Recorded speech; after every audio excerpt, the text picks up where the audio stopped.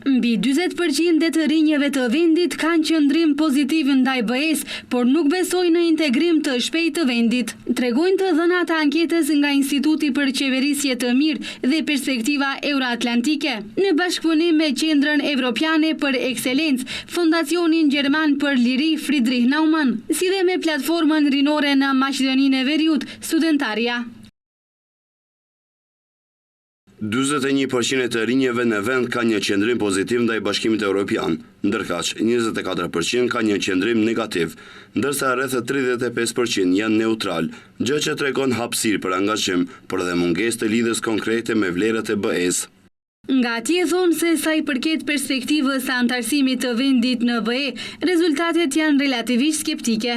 Gati 46.5% e të anketuarve nuk besojnë fare se RMV do të bëhet pjesë e BE-s. 35.8% pranojnë se integrimi i vendit në BE do të ndodhë, por në një të ardhme më të largët. Ndërsa vetëm 6.7% mendojnë se kjo mund të ndodhë brenda 5 viteve të ardhshme.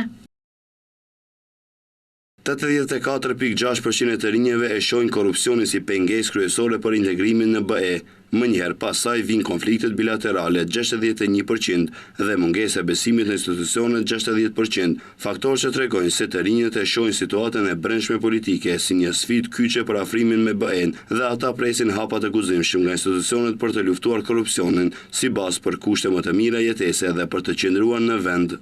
Kur u pyetën se cili vend nga Ballkani perëndimor është më afër të bëhet pjesë e BE-s brenda 5 viteve të ardhshme, të rit nga vendi jepnin sondazhit 53.2% për Shqipërinë, ndërsa në vend të dytë rënditej Malizi me 34.5%, ndjekur nga Serbia me 14.7% dhe të tjerët me përqindje në 10%.